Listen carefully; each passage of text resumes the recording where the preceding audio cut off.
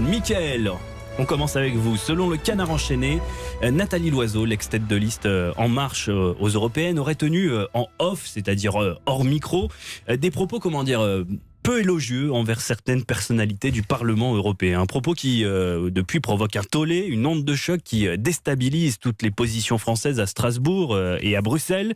Mickaël, il s'agit selon vous d'un carnage politique. Expliquez-nous pourquoi. Ah oui, alors effectivement, selon le Canard enchaîné, selon également Europe 1, on plante le d'accord tout d'abord. Si vous aviez raté le début, comme on dit, c'était le 5 juin, une rencontre off avec une douzaine de journalistes accrédités à Bruxelles et Nathalie Loiseau, nouvellement élue. Une attaque en règle contre toutes les personnalités européennes, qu'elles soient alliées ou adversaires. Par exemple, Manfred Weber, qui dirige le PPE, est qualifié d'ectoplasme. Le problème en Europe, c'est Merkel, dit-elle, et j'en passe encore des meilleurs concernant même les colistiers. D'ailleurs, tout n'a pas été dit puisqu'elle a même qualifié une colistière très connue auprès d'elle, de vieille folle dingue. Bref, Nathalie Loiseau dément des propos tenus devant 12 journalistes quand même qui ont tous entendu ce qu'elle a dit, mais elle s'est tout de même excusée après auprès de ses collègues du Parlement. Donc ça veut dire qu'il s'est quand même passé quelque chose au sommet de l'exécutif et auprès des responsables de la politique européenne. Les discours en coulisses sont tout simplement unanimes. C'est une catastrophe, dit-on. On le savait. Elle est comme ça. On a fait ce qu'on a pu pendant la campagne pour masquer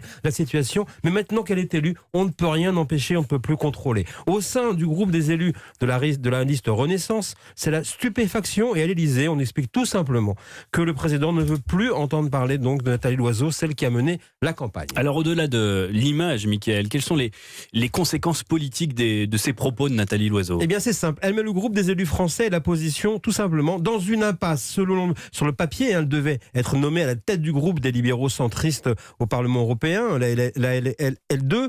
Elle devait apporter également le plus de députés. C'est fortement compromis après avoir moqué des colistiers qui pourraient lui faire défaut. Par ailleurs, les commissions importantes que visait la France, en particulier celle stratégique de l'environnement que brise Pascal Canfin, pendant au moins un temps, ça pourrait passer sous le nez des Français, puisque les Anglais, qui s'apprêtent à sortir, réclament des commissions stratégiques. En fait, c'est tout le jeu subtil des alliances qui est compromis, et c'est le premier signe d'un affaiblissement de la France au sein du Parlement, alors que l'Élysée expliquait après la campagne des Européennes que la France était en position de force donc les tractations au Parlement européen pour la formation d'une coalition de progressistes. Mais en traitant une fois de plus Weber du PPE d'ectoplasme, on peut dire pour le moins que la confiance a été rompue. Alors le casse-tête Nathalie Loiseau est en tête d'agenda pour la France. Une solution est recherchée pour l'effacer en douceur du tableau. En 15 jours de mandat, c'est tout simplement un carnage politique qui lui est attribué.